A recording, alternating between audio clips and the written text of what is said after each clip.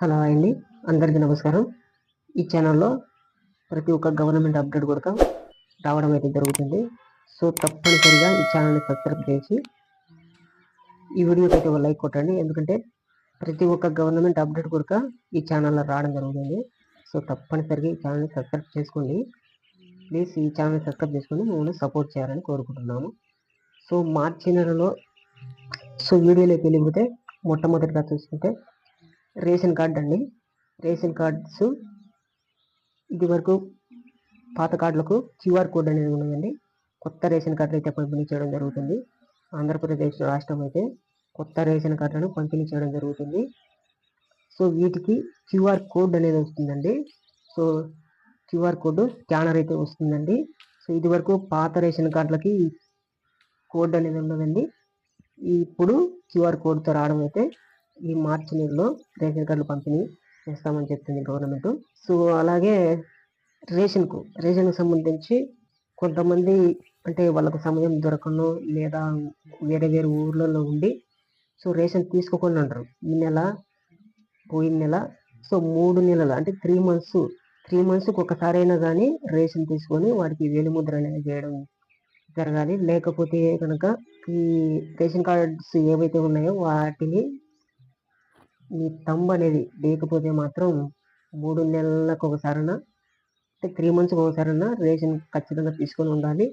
Thumb వేసి తీరాలండి. లేకపోతే కనుక మీ రేషన్ అనేది క్యాన్సిల్ చేయడం అనేది జరుగుతుంది అనమాట. సో ఇది కూడా ఒక అప్డేట్. తదుపరి చూసుకుంటే ఎవరైతే ఇన్కమ్ ట్యాక్స్ కడుతూ ఉంటారో సో అలాంటి వారికి అయితే రేషన్ను ఇవ్వమని చెప్తుంది గవర్నమెంట్ అయితే. సో ఇది కీలకమైన నిర్ణయం అనుకోవచ్చు. ఎవరైతే ఇన్కమ్ ట్యాక్స్ కడుతూ ఉంటారో వారికి రేషన్ అయితే బంద్ చేయడం జరుగుతుంది ఈ మార్చి నెల నుంచి.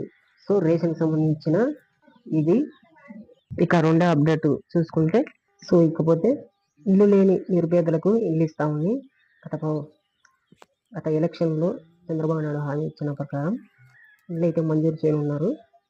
సో ప్రతి ఒక్కరికి పట్టణంలో 2 సెంట్లు, పల్లెటూరులో అయితే 3 సెంట్లు స్థలం ఇచ్చి వారికి ఇల్లు కూడా ఇవ్వడం అయితే జరుగుతుంది. దాని ద్వారా ఇల్లు లేని నిరుపేదలకు ఒక ఇల్లు ఇచ్చి వారికి మంచి సహాయం చేయాలనే ఉద్దేశంతో ఈ ఇంటి పథకం అయితే ప్రవేశపెట్టడం జరుగుతుంది. ఇల్లు లేని నిరుపేదలకైతే ఇల్లు ఇవ్వాలని గవర్నమెంట్ ఈ పథకాన్ని అయితే తీసుకురావడం జరిగింది. చంద్రన్న ఇల్లు. సో ఇది ఎవరికి, దీనికి అర్హులు ఎవరు అనర్హులు ఎవరు అని చెప్పుకుంటే ఎవరైతే ఈ పేరు మీద అసలు ఇల్లు అనేది ఉండకూడదండి. అంటే గతంలో వైసీపీ ప్రభుత్వంలో కావచ్చు, అంత ముందు కావచ్చు, మీకు ఇల్లు అనేది ఇంతవరకు గవర్నమెంట్ నుంచి ఇల్లు అనేది వచ్చి ఉండకూడదండి. సో సొంత ఇల్లు ఉండకూడదు. గవర్నమెంట్ నుంచి మీకు ఒక ఇల్లు అనేది రావడం జరగకూడదండి. సో మీకు ఎటు చూసినా కానీ మీ పేరు మీద ఇల్లు అయితే గవర్నమెంట్ నుంచి వచ్చిందంటే మాత్రం మీకు అనర్హులండి. మీకు గవర్నమెంట్ నుంచి మీకు ఇల్లు అనేది రాకపోతే మీరు ఖచ్చితంగా అర్హత మీకు ఉంటుంది. తప్పనిసరిగా మీకు ఇల్లు స్థలము వచ్చేదానికి అవకాశం చాలా ఉందండి. సో అది ఈ నెలలోనే, ఈ మార్చి నెలలో కూడా దాని నుంచి ఒక అప్డేట్ అయితే ఇస్తామని గవర్నమెంట్ అయితే చెబుతుంది. ప్రతి ఒక్కరికి ఇల్లు అయితే అర్హులు ఎవరైతే ఉంటారో వారందరికీ కూడా ఇల్లు అయితే రావడం జరుగుతుందండి. ఇంటి నిర్మాణానికి 4 లక్షల రూపాయలు అయితే 4 లక్షల రూపాయలు అయితే బిల్లు ఇవ్వడం జరుగుతుందండి.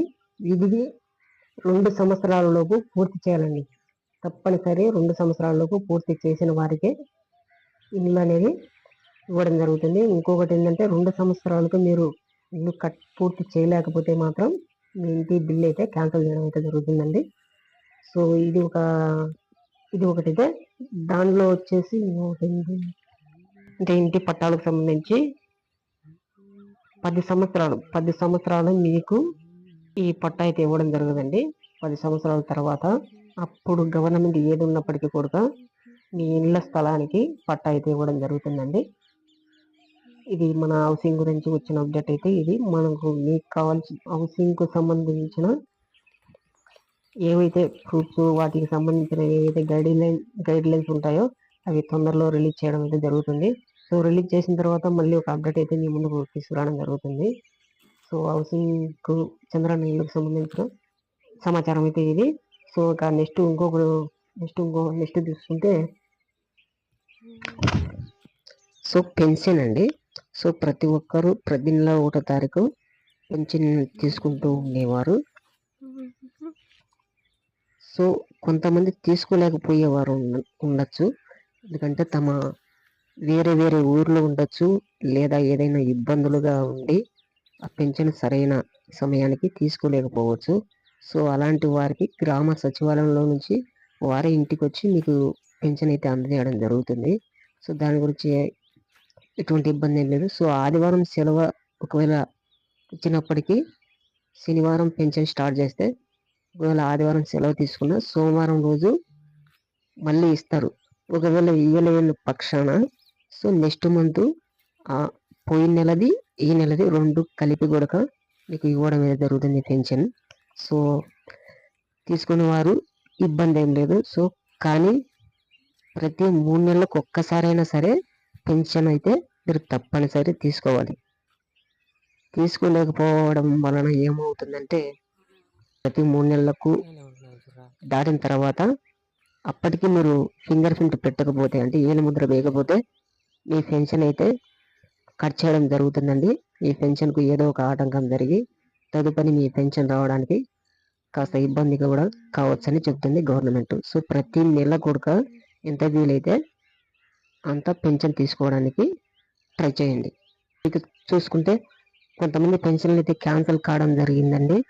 సో చాలామంది పెన్షన్లు అయితే తీసేశారు అని చెప్తున్నారు, కానీ కొత్త పెన్షన్లు కూడా ఈ మార్చి నెలలోనూ అమలు కానున్నాయి. సో దాని గురించి ఈ మార్చి నెలాఖరులోపు ఒక అప్డేట్ అయితే రానుంది అని చెప్తుంది. కొత్త పెన్షన్లకు అమలు చేసుకునేందుకు ఒక అప్డేట్ అయితే రానుంది ఈ మార్చి నెలలోనే. సో ప్రతి ఒక్కరి అంటే అనర్హులు ఎవరైతే ఉన్నారో వారి పెన్షన్ అయితే తొలగించడం అయితే జరుగుతుంది. సో అర్హులైన వారికి మాత్రం తప్పనిసరి పెన్షన్ అయితే వస్తుందండి, మీరేం భయపడాల్సిన అవసరం లేదు. ఎవరైతే అర్హత లేకపోయినా పెన్షన్ తీసుకుంటూ ఉంటారో వారికి ఈ పెన్షన్ అయితే కాస్త ఇబ్బంది అయితే కలుగుతుంది. వారి పెన్షన్ తొలగించబడుతుందో ఏమో, మరి పూర్తి డీటెయిల్స్ అయితే రానుంది. ఓకే, తదుపరి చూసుకున్నాం ఆడబిడ్డ నిధి కింద అండి. ఆడబిడ్డ నిధి కింద ప్రతి నెల 1500 అయితే ఇవ్వడం జరుగుతుందండి. సో ఇది ఎలక్షన్ అప్పుడు కూటమి ప్రభుత్వం అయితే ఇస్తామని చెప్పి సో ఈ పథకాన్ని అయితే మన ఎలక్షన్లో హామీ ఇవ్వడం అయితే జరిగిందండి. ప్రతి ఆడబిడ్డకి 1500 రూపాయలు, ప్రతి నెల 1500 రూపాయలు ఇస్తామని చెప్పి. సో ఈ పథకానికి సంబంధించిన అర్హులు ఎవరంటే 18 సంవత్సరాల నుండి 60 సంవత్సరాల లోపు మహిళలకు ఈ పథకం అయితే ఇవ్వడం జరుగుతుందండి. వాటిలో సో ఒక రేషన్ కార్డులో ఒక పెళ్ళైన మహిళ ఉన్నప్పటికీ, సో ఆ పెళ్ళైన మహిళకి ఒక కూతురు ఉన్నప్పటికీ, ఆ కూతురు ఉంది కదా, సో ఆ కూతురుకి 18 సంవత్సరాలు నిండి ఉంటాయి, ప్లస్ అమ్మకి 18 సంవత్సరాలు నిండి ఉంటాయి. సో వీళ్ళిద్దరికీ వస్తుందంటే వీళ్ళిద్దరికి రాదండి, వాళ్ళిద్దరిలో ఎవరికో ఒకరికే వస్తుందండి. ఎందుకంటే వారి పిల్లలు ఆల్రెడీ చదువుకొని వాళ్ళు స్కాలర్షిప్ రూపంలో తీసుకుని ఉంటారు. సో వాళ్ళకి స్కాలర్షిప్ అనేది వస్తుంది కాబట్టి గవర్నమెంట్ నుంచి వాళ్ళకి ఇవ్వడం అయితే జరగదండి. ఎందుకంటే ఒక తల్లిగా మీకు మాత్రమే ఈ స్కీమ్ అయితే వర్తిస్తుందండి. సో పిల్లలకి అయితే వర్తించదు. ఒక రేషన్ కార్డులో ఒక్క మహిళకు మాత్రమే ఈ పథకం అయితే అమలులోకి రానుంది. సో దీనిపైన పూర్తి అప్డేట్ అయితే ఈ మార్చి నెలలో ఇస్తామని సమాచారం. సో మార్చి నెలలో తప్పనిసరిగా ఈ సమాచారాన్ని అయితే మనము తెలుసుకోవడానికి కొద్దిగా ట్రై చేస్తాం. అప్డేట్ వస్తే మాత్రం ముందుగా మన ఛానల్లోనే రావడం జరుగుతుంది. మన ఛానల్ని కాస్త సబ్స్క్రైబ్ చేసుకొని కాస్త బెల్ ఐకాన్ ఆన్లో పెట్టుకోండి. సో ఇక తర్వాత పథకం చూసుకుంటే ఉచిత బస్సు ప్రయాణం. సో ఏపీ మహిళలందరికీ ఉచితంగా బస్సు ప్రయాణం ఇస్తామని చెప్పి గతంలో ఎలక్షన్లో అయితే హామీ ఇవ్వడం అయితే జరిగింది. జిల్లా వరకు మహిళలందరికీ ఉచిత బస్సులు అయితే ప్రవేశపెడతాము అని చెప్పడం జరిగింది. కాబట్టి ఈ పథకాన్ని ఉగాది పండుగ రోజు అయితే ఈ పథకాన్ని అయితే ప్రవేశపెట్టడం జరుగుతుంది. సో దీనికి అర్హత ఎవరు, అనర్హులు ఎవరు అనేది కూడా ఒక గైడ్ లైన్స్ అయితే మనకు తొందరలో రావడం జరుగుతుంది. సో ఈ మార్చి నెలలో దీనిపైన గైడ్ లైన్స్ మొత్తం రిలీజ్ చేస్తామని చెప్తున్నారు. ఉగాది కానుకగా అయితే మహిళలందరికీ ఉచిత బస్సు అయితే తేవడం జరుగుతుంది అనమాట. సో దీనిపైన చర్చలు కూడా జరుగుతున్నాయి క్యాబినెట్ లో. ఉగాది కానుకగా మాత్రం మహిళలందరికీ జిల్లా వరకు ఈ బస్సు సౌకర్యం అయితే ఫ్రీగా ఇవ్వడం జరుగుతుంది. సో తర్వాత అప్డేట్ తీసుకుంటే, సో ఎలక్షన్ హామీ ప్రకారం అన్నదాత సుఖీభవను చెప్పడం అయితే జరిగింది. ప్రతి రైతుకి 20,000 రూపాయలు అయితే ఇస్తామని హామీ ఇచ్చారు. సో ఆ 20,000 రూపాయలు కూడా ఎలక్షన్ల హామీలో ఒకేసారి ఇస్తామని చెప్పారు. కానీ ఈ పథకం గురించి అయితే ఇప్పుడు పిఎం కిసాన్ 19వ విడత అయితే ఆల్రెడీ అకౌంట్లో పడిపోయింది చాలా మందికి. సో కొంతమందికి అకౌంట్లో పడిపోతూ ఉంటుంది. సో కొంతమంది ఆల్రెడీ పిఎం కిసాన్ డబ్బులు కూడా కొంతమంది తీసుకునే వాళ్ళు కూడా ఉన్నారు. సో 19వ విడత అయితే పిఎం కిసాన్ అయితే రిలీజ్ కావడం అయితే జరుగుతుంది. తదుపరి పిఎం కిసాన్ తో పాటు అన్నదాత సుఖీభవ 20,000 రూపాయలు ఇస్తామని చెప్పగా, పిఎం కిసాన్ విడతల వారీగా ఇవ్వడం జరిగింది కదా. సో ఇది కూడా అన్నదాత సుఖీభవ అయితే 20,000 రూపాయలను 3 విడతలుగా ఇస్తామని ఇప్పుడైతే ప్రకటించడం జరుగుతుంది. సో ఇది ఖచ్చితంగా అంటే జూన్ మాసంలో మొదట పంట వేసేదానికి పెట్టుబడికి కావాలి కాబట్టి దీనికి సంబంధించిన డబ్బు అయితే జూన్ అంటే ఏప్రిల్లో కావచ్చు, మేలో కావచ్చు, ఈ 2 నెలల్లో దీనిపైన పూర్తి అప్డేట్ అయితే మనకు ఇవ్వడం జరుగుతుంది.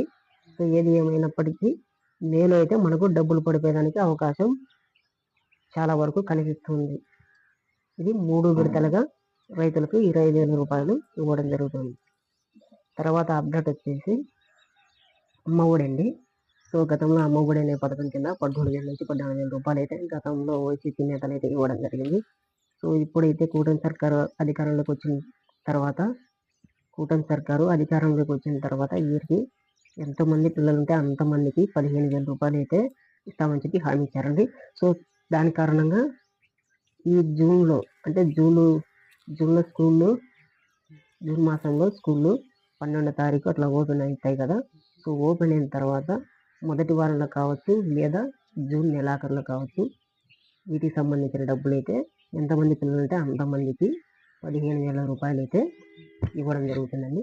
సో దీంతో ఇంకా పిల్లల అర్హత, పిల్లల పర్సెంటేజ్ అంటే ఎంతవరకు వారు హాజరవుతున్నారు, ఎంతవరకు హాజరు కాలేదు, దీన్ని బట్టి కూడా వారికి అమ్మఒడి తల్లికి వందనం కింద అయితే డబ్బులు ఇవ్వడం కూడా జరుగుతుందండి. ఎందుకంటే స్కూల్ పిల్లలు ప్రతి ఒక్కరూ స్కూల్కి వెళ్ళాలి అనే ఉద్దేశంతోనే ఈ డబ్బులు అయితే ఇవ్వడం జరుగుతుంది. కాబట్టి ప్రతి ఒక్క తల్లి అయితే ఎంతమంది పిల్లలు అంటే అంతమంది పిల్లల్ని వారిని బాగా ప్రతిరోజు బడికి పంపించాలి. ఎందుకంటే తరగతులు స్కూల్కి హాజరు కావాలన్నమాట. ప్రతిరోజు వాళ్ళ హాజరు అనేది స్కూల్కి వెళ్ళే పర్సెంటేజ్ని బట్టి మీ తల్లుల ఖాతాలోకి డబ్బులు వేయడం అనేది కూడా జరుగుతుంది. జూన్ మాసంలో అయితే తప్పనిసరిగా ఈ పథకానికి సంబంధించిన నిధులు విడుదలైతే అవుతాయని చెబుతున్నారు. సో ఇలాంటి సమాచారం అయితే సో ఈ వీడియోని అయితే లైక్ చేయండి, ఛానల్ని సబ్స్క్రైబ్ చేయండి. ఎందుకంటే ప్రతి ఒక్క గవర్నమెంట్కి సంబంధించిన అప్డేట్ అయితే మన ఛానల్లో రావడం జరుగుతుంది. ఇది మాత్రం మర్చిపోవద్దు. ఈ మార్చి నెలకు సంబంధించిన కొన్ని అప్డేట్స్ అయితే రిలీజ్ వస్తాయి అన్న సమాచారం అయితే మనకు అందింది కాబట్టి ఈ అప్డేట్స్ అయితే చెప్పడం జరిగిందండి. సో ప్రతి ఒక్కరు కూడా మన ఛానల్ని సబ్స్క్రైబ్ చేసుకోండి. Thank you.